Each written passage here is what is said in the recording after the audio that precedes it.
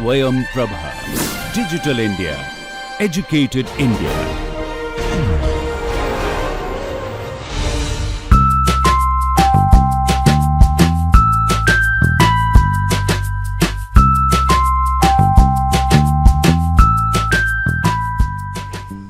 Alright guys, so in the previous part you had seen how we can remove the matching letters and check if we have to proceed with finding matching letters again, or we can proceed with the counting of the letters.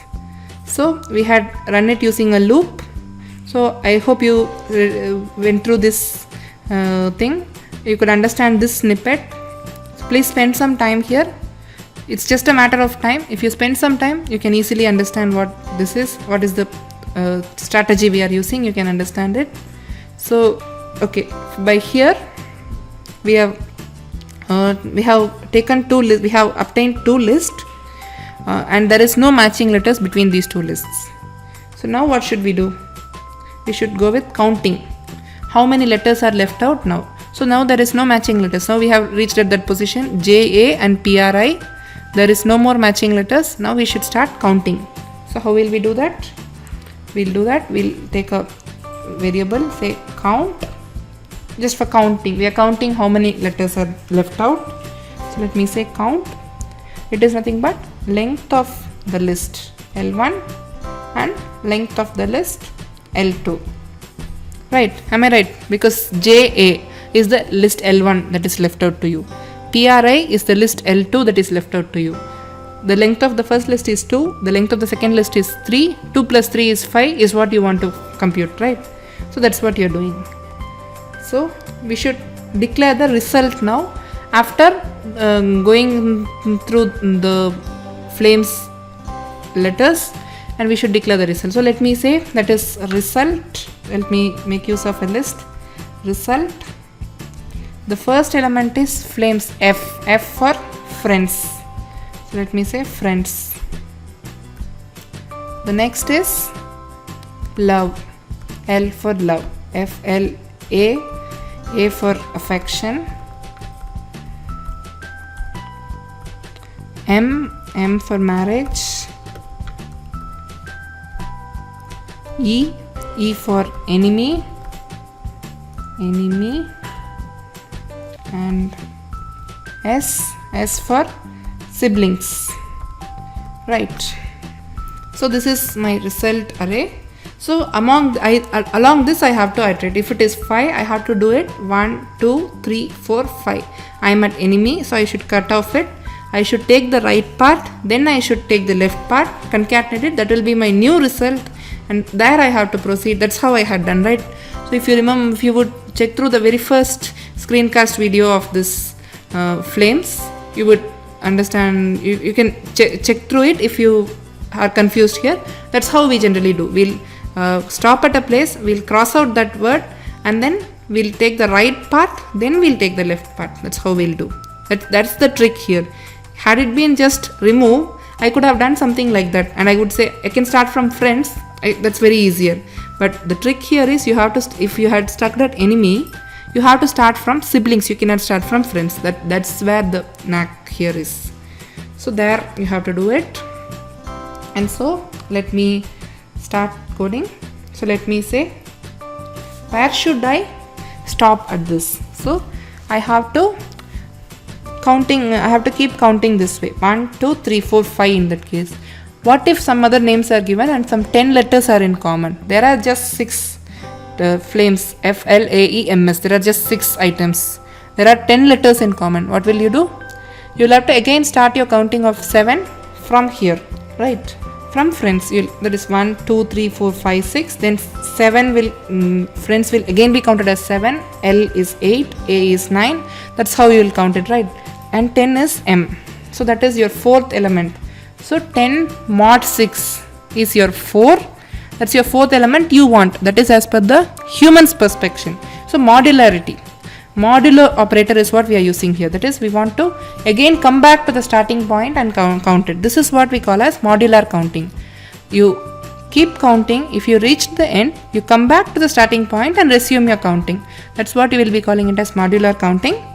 And in our computation it is the fourth element, but as per the computer's indexing it is one less, right? The computer's indexing starts from 0, we start counting from 1, so it's one less, we have to take care of it. So my resulting index, where should I make a split? So I am standing at enemy, so I should make a split, the right part and left part, and I should concatenate it, right? That's what I have to do, right? So where should I make a split? I should find that index. Let me call it as split index. It's easier if I give such a name. So split index is nothing but I have to find the count modulo operator I have to use, because if I exhaust the list, I'm coming back to the starting point and counting, right? So I have to use the modular operator. This is called modular counting. So I have to count it modulo length of the list. My list is result. I'll find the length, that is 6, count modulo 6. That is the human index, and it differs from computer index by 1, so I have to subtract 1. So let me compute this first, and from this value I have to subtract 1. So by brackets I mean first compute this value, count modulo length of the result, and then from that resulting value subtract 1. That's why I'm giving a bracket, and then you put minus 1. Okay, this is my split index. If my split index is what are the values this can take? Can it take negative values? Just think for some time. Yes, it can take negative value, because if there are 6 letters in common, just count F, L, A, E, M, S, 1, 2, 3, 4, 5, 6. At siblings you will be standing. You cut off that part, and to the right you have nothing. So what will you say? The count was 6. 6 mod 6. It is 0 minus 1. It will say minus 1. So it will say minus 1, which is out of the range of the list, right? So it can take negative values. So if it takes positive values, you have to process it in a different way. If it is stuck at some middle point, it will take a positive value. If it is stuck at some of the ends, it may take a negative value. So in that case, that is if I am stuck at siblings, there is no right half, right? So I should concatenate just the left half. So in that case, I should process it differently if it is a positive and a negative value. So first let us see how to process if it is a positive value. Then we will see for negative value. So let us see if split index is a positive value. By positive, what do I mean? It is greater than or equal to 0. If that is a positive value, what should I do? I have a right half and I have a left half. So right half is nothing but I should start at this. I have to slice the result list, right? So again here list slicing comes into play. So I have to slice the right half. So this is my split index. I have to start at the next point and go till the end. So I should say split index plus 1. I have to start at this index and go till the end. Just think for some time why I am giving this index. You will get it. Because we want the right half. And the next is left half. I want to consider everything except this split index.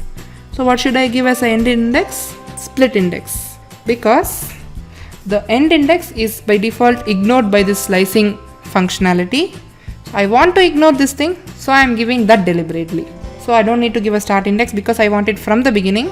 So that's the default value will be taken. So I want to give the end index as this split index. So at this split index, I want to take the left half. The right half and left half is available. So how should you get the new result? Right half followed by the left half, right? This will be your new result. This is the case you have to do in case of, this is the thing you have to do in case you are stuck up at a point somewhere in the middle. Then you will get a positive value of split index and you can do this. In case you are stuck at this point, you are getting a negative value of split index. In that case, what should you do? You should just take the left half. So left half is nothing but that would appear only when you are stuck at the last value. When you are stuck at the last value, when your split index is the last one. So in case if there are 6 common letters, you will be stuck at siblings. There is no right half. That's when you will get a negative split index. So in that case, what should you do? You should just take the right half. That is, wherever you are stuck, that split index must be ignored and the other things must be taken. right? So whatever is the length of the result at that particular point, that must be, the last element must be ignored. The other elements must be taken. Whatever is your result, the last element at that point must be ignored and the other must be taken. Right, we'll do that. Okay, so how do we do it? The last element has to be ignored, the others has to be taken. So I'll do the slicing appropriately. I'll say result is nothing but whatever is in the initial halves, I don't care. I just want to cut off the last element. So the last element must be ignored. If I just say length of the result, what happens? The entire list would be taken. But I don't want the last element. So I should ignore the length -1. That particular thing has to be taken care of. Why do we give -1? Because I want to ignore the last element. So I'll give length of my result -1. So the last element is ignored and you got the result. Right. So this has to be repeated. Right. This will be run for one iteration. Like that you have to repeat it till your result array so your result array is being sliced, right? So at every iteration, one of the element F, L, A, E, M, S, one of them is getting cut. So the result array size reduces by 1 at every instance. When the result array becomes of size 1, you have to stop and say whatever is left out is my result, right? So you have to repeat this process. So I'll use a loop here. I'll do as long as the length of my result array is greater than 1. So as long as there are more than 1 elements, you keep counting. As long as there are more than 1 elements, you keep counting and you split the array into the left and right halves. Do accordingly. You do that. If you get just exactly 1 element, you stop at that position. So now when this loop comes to an end, what happens? There is just, we have put it in a loop so that it gets repeated as long as there is just 1 element left out in the array. And when the loop comes to an end, what happens? There is just 1 element present in the array and that is your result. So what should I print? I should print what is there in my result. Result, it is a list, right? So it will be printed with square brackets. I want to print it without square brackets and there is just 1 element present that I know. So how would I say? Result of 0. Just the first element, whatever is the element, just print that answer. That's what we are doing here. Okay, I'm sorry, here is an invalid syntax. I have to give the name of the array, right? Result. So I have done that. Okay, so any other place? Okay, yeah, this is where I have taken and fine. I guess everything is fine. Okay, so now let me run it. Before that, let me restore this view. Okay, here is the console. So here we have written the code. Maybe you can revise here. You can say, take a pause here and revise what happens. Now we'll run it. Let us run the code. Let's run. Alright, now let us run the file. Let me see, it's asking for person 1 name. Let me say Ajay. Person 2 name, it says, let me say Priya. See, it has returned friend as the result. So like this, you can input any names and yes, it will compute the flames as per the game and you will get the result. Please do try this, as well as if you have some other strategies of doing it, please try that too and discuss with us on the discussion forum. We'll be very happy to help you with different ways of solving the same thing. It's actually interesting. The game looks very simple, but when you try coding, there are different things to be considered, like the modular counting, and you have to consider the right half, then the left half. You cannot consider from the first, and you cannot consider the common letters among the same name. You should consider it among the different names. It's all like there are some intricacies which we are doing it very easily by if we do it manually. But when you are writing a code, there comes a lot of logical thinking. So you should practice more of such things. And also, please do discuss if you have played some other games in your childhood. You try coding it and discuss with us what are you have tried and what all you have played. Or if you want to try for something, also you please discuss in the discussion forum. We'll try helping you out with whatever you want to code. So literally you can code anything. All that is needed is some logical thinking. That's it. So you explore, keep exploring a lot, and this is how you can learn. Keep exploring, keep practicing. Alright, thanks for watching. Have a nice day. So imagine you try creating a website for yourself, and in that website you have a lot of images, and it takes forever to download these images when someone opens your website. So what you do is, option 1, you consider removing the images. Of course, that's not a good option, given that you want to keep some images. A second option would be to reduce the size of these images.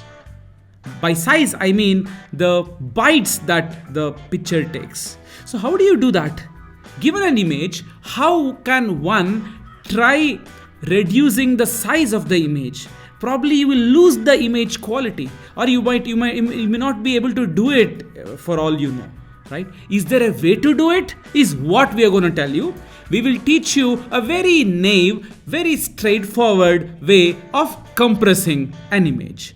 Of course, there will be compromise in the quality, but then what matters the most is the fascinating idea behind compression of image size by using a very straightforward and naive technique.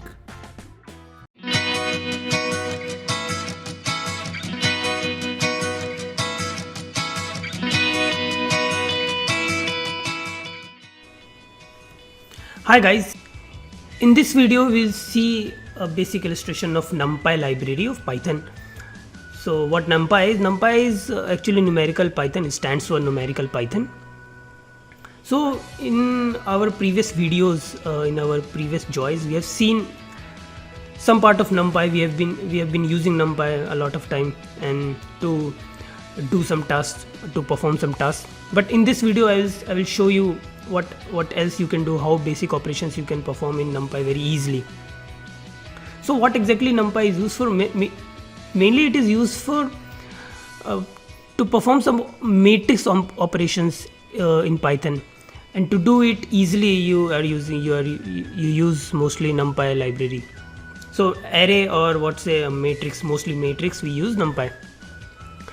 And there are a lot of matrix. If you know linear algebra and matrix theory, then you must know that the applications of matrices are huge, mostly in image processing and even machine learning and AI. Matrices, the applications are a lot. Mostly if you know matrices and their operations, you can definitely easily cope up with the AI elements and machine learning, so even in deep learning. So for that we use NumPy library a lot. If suppose some of you want to learn machine learning or AI or deep learning, whatever it is, then you need to understand this library, NumPy library, because you will be using this library a lot there. So I'll give you a very basic operations in NumPy library which you can perform. So let's see this. So I'll just import the library. Let me just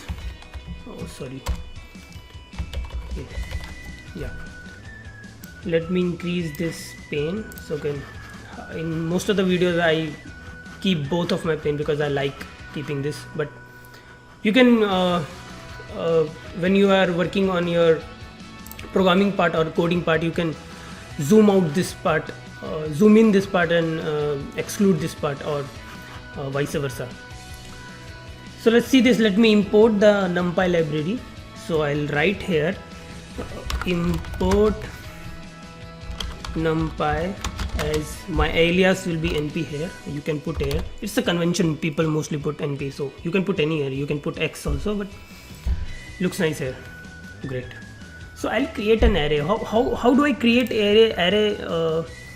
I have been creating an array of elements before in Python as a list. So for example, see this console here. Okay, should be 50%. Looks good. Okay, so let's see this. Suppose I create a list of name L and my elements are 1 2 3. So I'll make a list. List is created like this: 1, 2, 3. Okay, and I'll just run it, and if I see the elements of list, this list L, I'll see 1 2 3. So same thing I'll do, but it will create an array. So what's the difference? What you can do? when you get an array as array, you just see it is an object. When you create an array of, let's say, element 1 2 3, you can perform a lot of operations through NumPy library, which has been written this in this NumPy library. So you can perform all those operations, a lot of operations there. So we'll make an array of, let's say, all these 3 elements 1 2 3 first. So let's see, a is equal to np dot array. It will show here.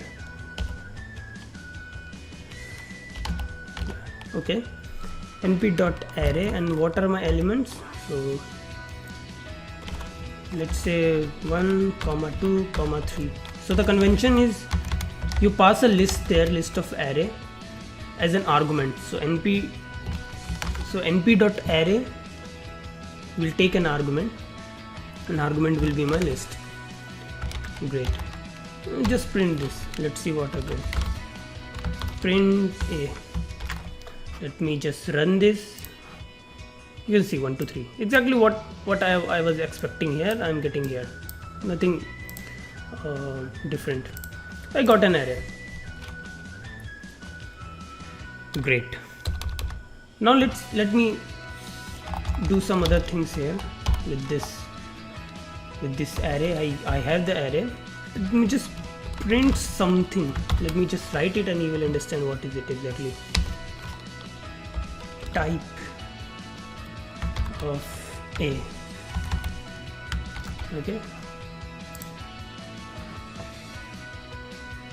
see, showing class numpy dot nd array, n dimensional array. So since this is a one dimensional, it is known as one dimensional array. Let me print something else. One dimensional, why? Because it's just one row and there are 3 columns. Okay, if you see this as a matrix, there is only one row, which is 1 2 3, and there are 3 columns, first column, second column, and third column. So one row, there are 3 elements, so that's why it's a one dimensional array. Okay, so let me write some more function. Let's say a dot shape. Okay, let me see this. 3 comma nothing. 3 comma nothing means it has one row and it has 3 columns. 3 columns, 1 row. Great. I can print the elements. How am I supposed to get the elements? Same as a list. A dot 0, let's say a1 and a2. It will give me the elements as 1 2 3. So exactly same as list. How am I supposed to how I retrieve the elements of a list using the indexes? Same analogy is there. Okay, great. I can change the elements also. Exactly, if I want to change the elements of the index, let's say 1, and make it, let's say 6, and just run it, and I can see the array. Okay, 163, same as list, nothing new. Great. What if I want to create a two-dimensional array? Same thing. Let me just delete all these things. I'll change array A as a two-dimensional array. So how I put a two-dimensional list? So one list, inside there will be 2 lists. List number 1 will be first row. Okay, so first row is, let's say 1 comma 2 comma 3. Okay, by comma. Second row is a list, which is 4 comma 5 comma 6. That's it. Let me just run it to see. Yeah, it's running, so everything is fine. You can see A as, if you run it, array 1 2 3 4 5 6. So this is first row, second row as an array. And if you just print the shape of B, not the shape of U, shape of B, shape B dot shape, what you will see, B sauce, sorry, what did I put? It's not B, say, sorry, Okay, a dot shape, we'll see 2,3. Okay, so there are 2 rows and 3 columns. Great. Awesome. There are many ways through which you can create arrays in this is one way. Suppose I want to create an array of all zeros. One thing, I will just put a list 0 0 0 0 0. I can, through loop, I can create a list of zeros, and then I will pass that list, or I will just directly use that list, whatever it is. But through NumPy, you can, with one line of code, you can create such array easily. So suppose I want to create an array of zeros, so I'll just a is equal to np dot set zeros. See, it's coming. I'll just give the dimension I want as array of a matrix of 2 cross 2 0. Okay, I'll just run it. I'll just see a 0 0 0 0. Great. Or if I want to create an array of ones, np dot ones, so let me give the dimension as again 2 comma 2. I'll just run it. I'll see b, give me 1 1 1 1. Great.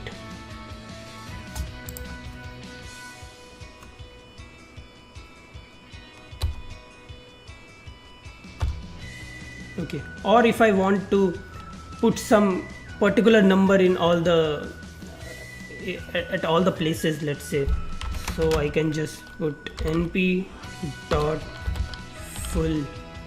Okay, and let's say I will give the dimension of array again 2 comma 2, and what is that constant? Let's say I want to give 6. That's it. I'll run it. I'll see 6666. Awesome, great. Or if you want random numbers also, that too is possible. We'll just put np dot random dot random. So you know random dot random puts from 0 to 1. If you want integer, then you can put integer values, randint. So I'll just give the dimension as 2 comma 2, and if you see d, you see some random values from 0 to 1, between 0 to 1 are coming in this array.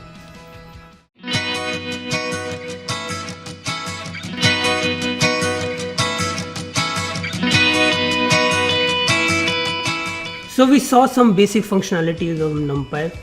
In this video we'll see some more of these, and after that we'll start with our next tutorial. So let's see this. Let me import it again. Import the NumPy library again. So I'll write import NumPy as np. So okay, let me create an array first. Np is equal to, what was the command? Np dot array, and then I will give the list, which is, let's say, 1 comma 2. Awesome. Now I want to know the data type of this list, or the numbers. What is it? So I'll just print as x dot d type.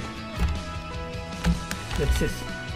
If you run it, you see int 32, that is 32-bit integer.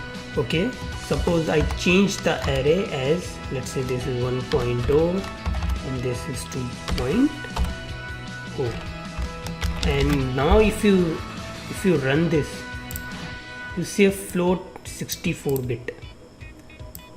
So this is a floating point value, that's why the data type is showing is float 64. Great. suppose you want to force it to be something else. So you saw that it was showing int 32. Okay, and if I want it to be to represent it to a 64, suppose I want more values there, which I know can be represented in 64-bit only. So I need more numbers. More numbers means what? More digits I need, more binary values I need, so that I can represent a big number. So suppose I want a 64-bit number to be represented. So I need to force my data type to be of 64-bit. So what will I do? I will create an array np dot array. Okay, I'll give the list, which was, let's say, 1, 2, and I'll force it as d type is equal to np dot int 64. Okay, and now if I type print t x dot d type, you can see it's showing in 64. Now it is allocated 64 bit to represent these values. Now you can, if a number which is as big as which can only be represented in 64-bit binary numbers, then you can represent it. Before that, if you would have tried to represent it, it would have been showing some overflown value or some other value it would have shown. So you can force the number to be represented in 64-bit or even 32-bit. Great. Now the best part of NumPy is that why we use it. In first video I told you guys that the main reason of using NumPy is mostly to do some operations with arrays and matrix, mostly matrix. So matrix operations are very easy in NumPy, and in most of the machine learning AI based technologies, mostly it is matrix operations only. So if you see an image, it is basically nothing bunch of pixels represented in a matrix form. So suppose you see an image of, let's say, 512 cross 512. I mean, the height is 512 and the width is 512. So if you read that image in a computer, you'll see a matrix of actually you will see a matrix, 3-dimensional matrix actually, n cross m cross p, whatever. So 3-dimensional matrix will be there, and each with a size of 512 cross 512. And why 3-dimensional matrix? Because it contains RGB values, red, green and blue, and each cell of the matrix will contain a value which is between 0 to 255, representing what range of red it is, what range of blue it is, and what range of green it is. Then mixing all these three, you get a particular pixel value, and then the image is displayed in computer. This is the in general way of representing an image. Or if in simple form, if you see a grayscale image means 0 to 55. Each pixel will have only value from 0 to 255. 0 means black and 255 means white. So whatever number if you are getting, it will be between black and white only. So there will be only one matrix you can imagine of, let's say, 512 cross 512, and each cell will contain a value from 0 to 255 only. So it's a matrix just. So the computer sees it as a matrix only, and if you know matrix operations easily, you can do a lot of things with that image. And that's what image processing people do. They see it as an matrix, and then they'll do a lot of things with that, and then enhancement and another processing is very feasible with images. So let me do a little bit of math with this NumPy library, so that we get comfortable with the array operations and matrix operations. Okay, let's see this. So I've imported my NumPy. I'll create one array, let's say x as np dot array, okay, and let's say two-dimensional list will be there.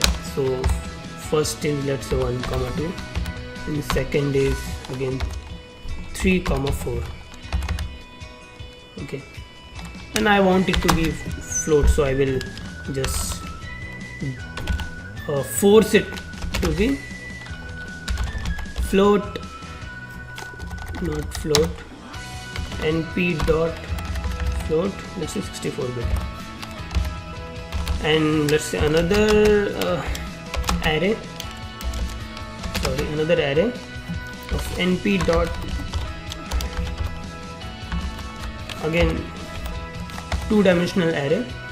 So first row is, let's say, 5 comma 6, and second row is, let's say,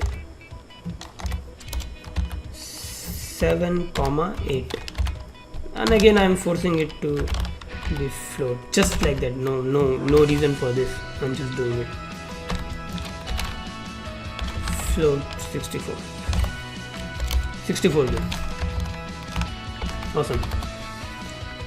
Oh, something is wrong.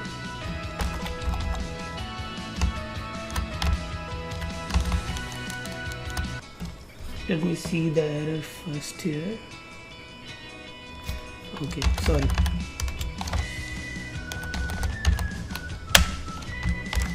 Okay, so this is fine. Let me just run it, and I will do all the operations here on my console, so it gets easy for me to follow. Let's see this. I'll just print x plus y. X plus y. Let me see what it does.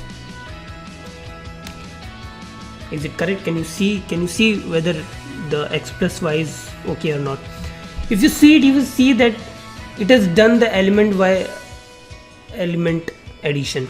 So if you see the first matrix, two-dimensional, the first row was 1 2 and the second row was 3 4. For the second matrix, the first row was 5 6 and second row was 7 8. So if we do the element by element addition, element by element means what?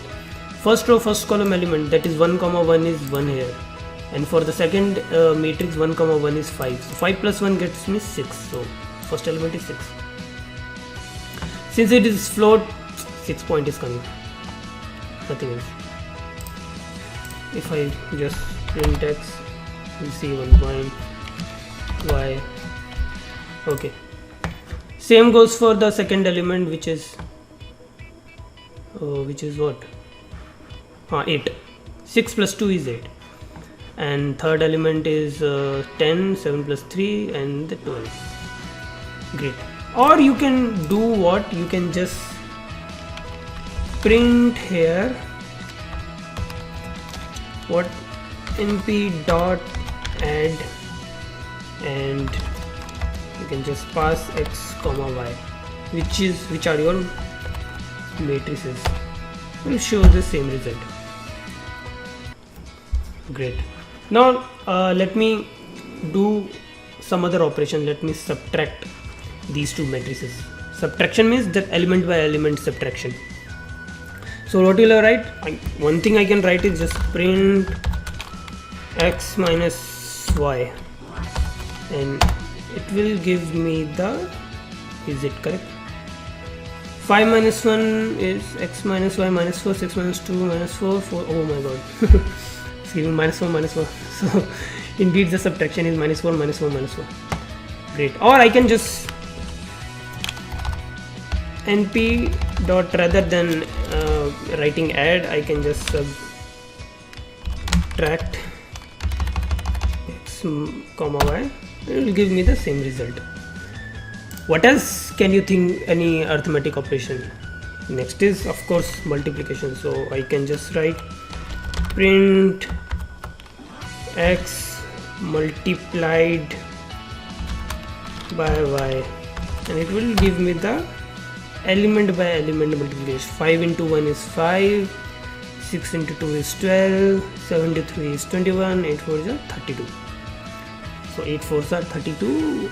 So I'm getting, or I can write print again np dot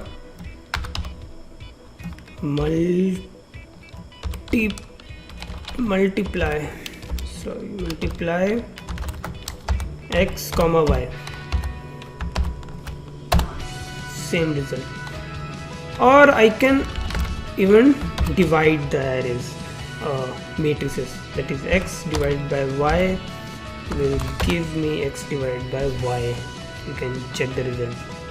So this is very easy. These I'm just showing the basic operations. You can do a lot of other stuffs in using NumPy library. So suppose if I want to print np.sqrt, which is square root of, let's say x only, it will give me the square root of all the elements. 1 is 1 and this is what, 2. Square root of 2 is 1.41, then the square root of 3, square root of 4. Or same thing I can do it for y also, and it will give me the element by element square root. There are a lot of things you can do with this, so this is just to show. One thing is that in programming assignment, somewhere we asked how to I think in week 3 or week 4 maybe, I don't remember, where you had to print the transpose of the matrix, just nothing else. You just had to transpose it and print it. It's very easy in NumPy. So let me just delete this part. I don't want this float value to be hanging around. I just want integer to make it very clear. Let me just run it and see my x. Okay, 1 2 3 4 is there. Now if I want to print the transpose of this matrix x, is very easy in NumPy. I'll just print x dot capital T, 1 3 2 4. That's it. You can see 1 3 will become first column, will become first row, 1 3 2 4. So if it is a small matrix 3 cross 3 or even 4 cross 4, it's very easy to do this with the way you have been doing right now. Suppose the matrix size is, let's say, 1000 cross 1000. It's literally very time consuming to write the code actually. See, even in this NumPy library, in the library behind the code, the same thing is going on what we are doing. It's not like it's magic, it's just doing it. The same amount of time it takes to do it. But it's easy for us to just call this and do some operations. That's it, nothing else. The time is actually same. So to just reduce the time of the programmer, this kind of libraries are built, and that's why Python is very popular, because actually the time program takes is way higher than other programming languages, let's say C and C++. So Python takes more than 1.5, let's say 1 point. If a program takes X amount of time, Python will take definitely 1.5x or maybe more than that amount of time, because Python is just for the programmers to make those programmers to make their life simple. That's it. And C is to most of the systems are designed in C and C++ so that they are very efficient and they run very fast. Python is for basically mostly the researchers are doing using Python to do their research and see how the things are working. That's it. So these libraries are to make our life very easy, and in very less amount of time we can code. Okay, there are a lot of things. Let's say if I want to sum all the elements of this matrix, I will just write, let me write here, print np dot sum, and sum of what? Sum of x. Then just print it, it will show me 10. So 4 plus 2 plus 3 is 10. Yeah. Or if I just want to print the sum of first sum of first row. If I want to print just the sum of first row, I will just np dot sum of a huge tutorial came up. X comma axis, I'll put 0 means it's the sum of all the sum of first column. I didn't say it. Okay, so this is the first column, this is the second column. So column wise it will show. First column is 3 plus 1, which is 4. Second column is 4 plus 2, which is 6. So column wise it will give you the result, or if I put it axis 1, then it will show you the row wise. So 1 plus first row is 1 2, so 1 plus 2 is 3, second row is 3 4, 4 plus 3 is 7. So there are a lot of other operations which you can do with NumPy. I just wanted to give you how matrices are illustrated in NumPy and how we can do a lot of operations using NumPy on matrices. So we'll be using a little bit of NumPy library in our next video. So just this is a very quick tutorial for NumPy. You can go through the documents of NumPy, just Google it, and many people have written a ton of tutorial on NumPy. You can just check it. It's very easy to understand. And even if you face any problem with the NumPy, you can just post it on discussion forum. In next video we'll do something using this NumPy on images. Thank you.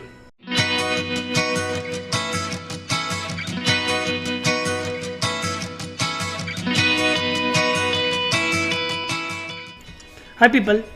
So in last video we saw basics of NumPy library and how we can do different operations on matrices and arrays using the Python library of NumPy.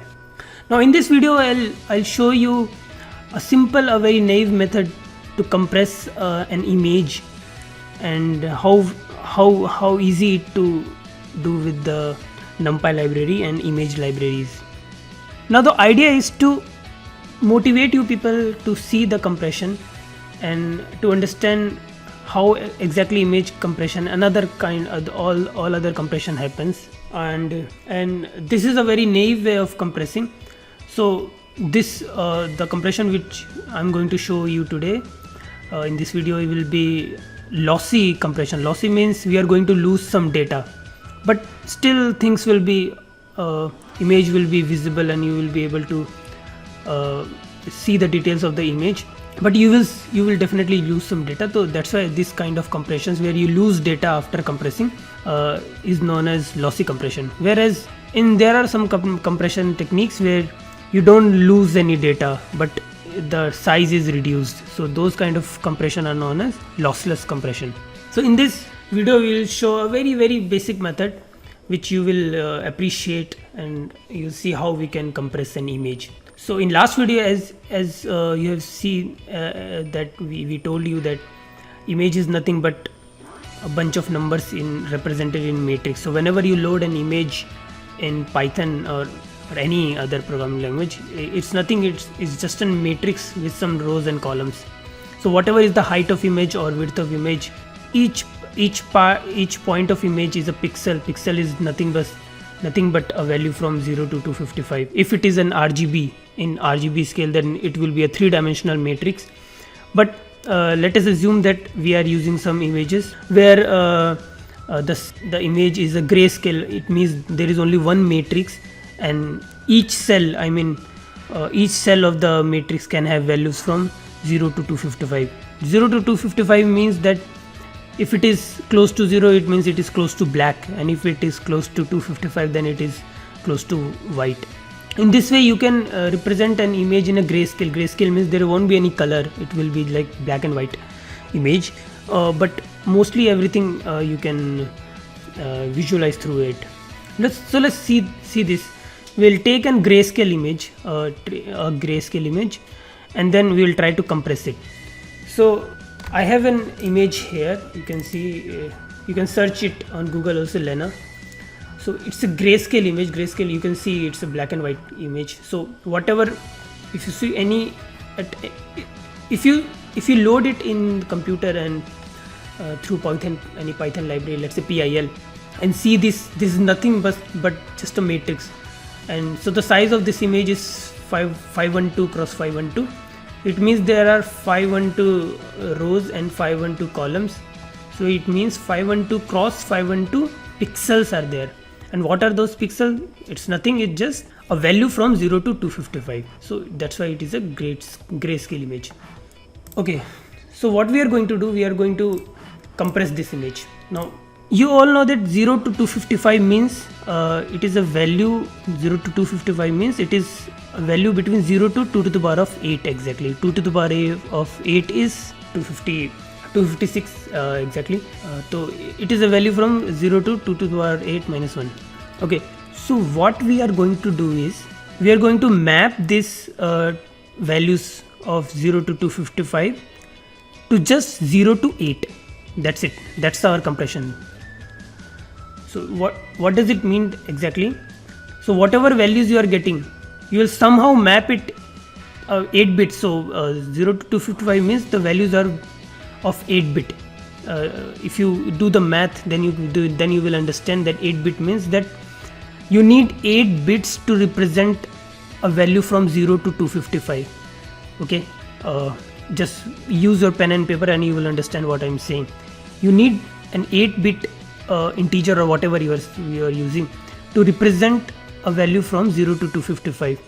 But if you want to represent a value from 0 to 8, you just need 3-bit. So what we are going to do, we are going to map this 0 to 255 values of this matrix of this image to 8-bit image or 3-bit image, which means 0 to 8 value. And that's it. That will be our compression. Definitely we are going to lose some data.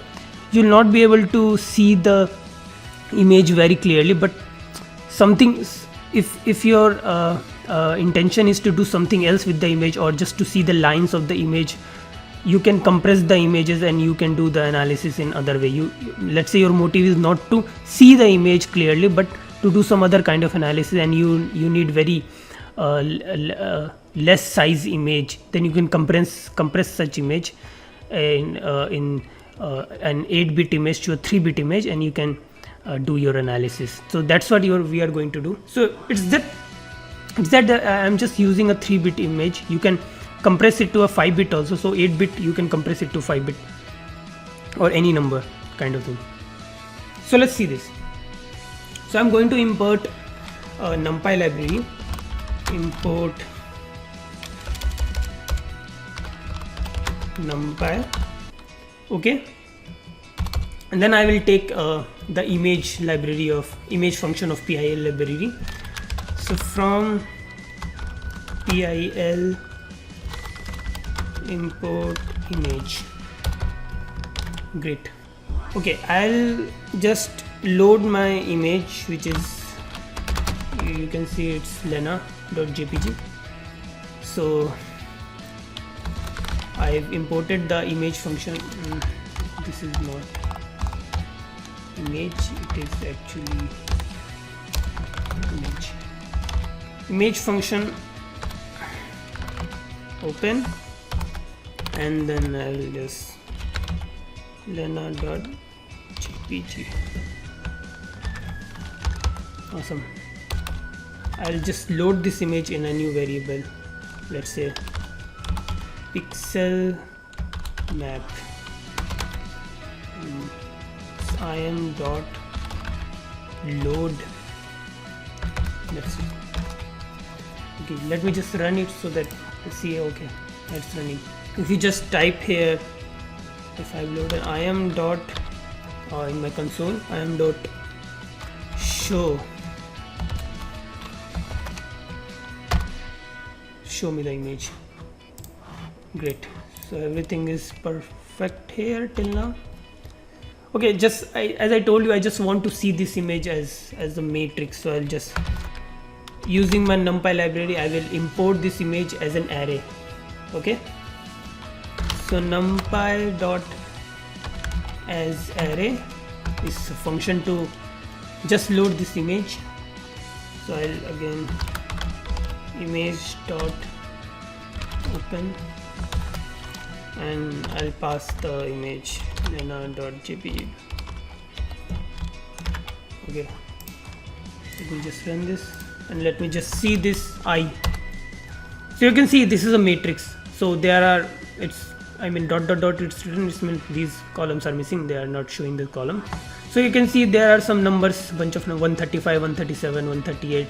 So it is like these numbers are actually between 0 to 255. Any number can be according to the pixel brightness and the color, the pixels are there. Okay, so what our motive is, our motive is to lower down these numbers. These numbers are taking, so for example 137, you need 8 bits to represent these numbers. Okay, suppose this 137 somehow I map it to, let's say, 6.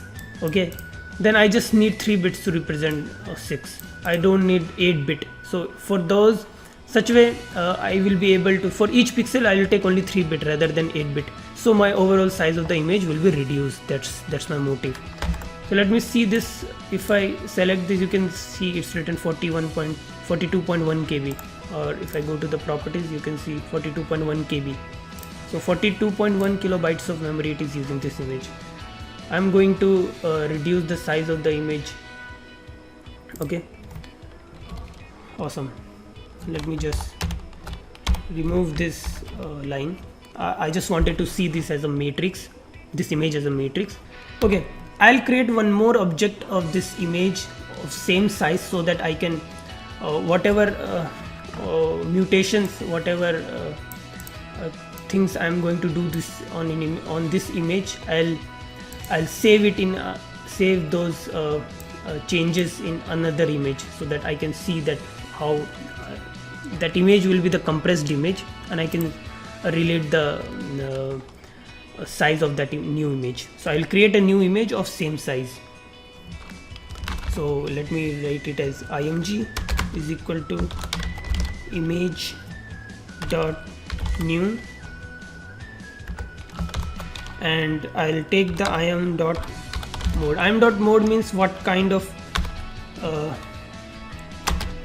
im is this object of my original image lena.jpg. Okay, and im dot mode means what kind of image it is. Is it a color image or is it a grayscale image? So this im dot mode will send me the type of image. So first argument is the type of image, and the second argument is the size of image. So I am using im dot size, I can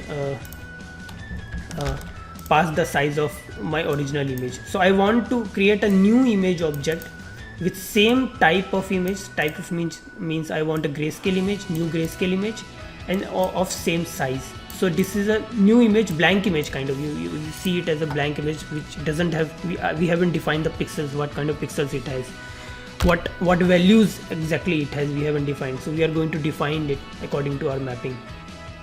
Okay, so yeah, this is what I wanted to do, and I'm going to load this image as, let's say I wrote it there pixel map. So pixel new I will write here, and img dot load. Okay, so my new dummy image has been created. Now I told you what I am going to do is, let me just comment the following lines, and I will write what I want to do. Okay, so what I want to do from now, I told you that the pixels here are taking 8-bit exactly. So I want to map this 8-bit into 3-bit. So how to do this? So 8-bit means there are 2 to the power of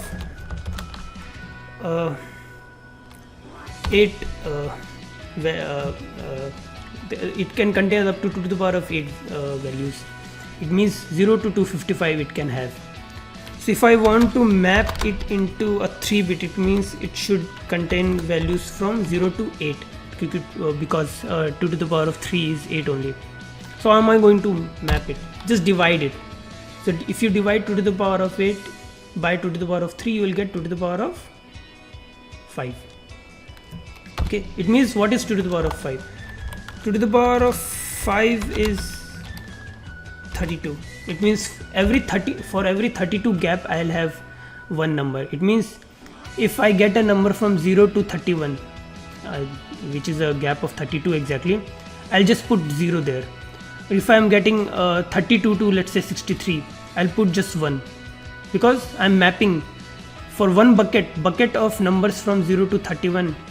So where in this, let's say in this matrix, wherever I'm getting a number which is between 0, let's say this is 20, 21, 24, 21, 22, 26, which these all these numbers are between 0 to 31. So I'll just put 0 here rather than putting 0 to 31. I'll just put 0 here, because 0 will take only I can represent 0 in a very 3-bit value, but these are taking more than 3 bits, 28, 26.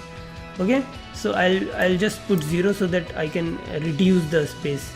Okay, and same way, if I'm getting let's say values between 32 to 63, it's not here, or let's say 64 to 95. So let's say all these values are between 64 to 95. I'll just put 2 here, because 2 will take only 2, only 3 with 3-bit number I can represent 3-bit, I can represent 2, but these values I am representing with 8-bit number. So that's how I am going to do. So let me write it here in the comment section. Okay, so that you see what exactly I'm doing. So I will write here what I'm going to map.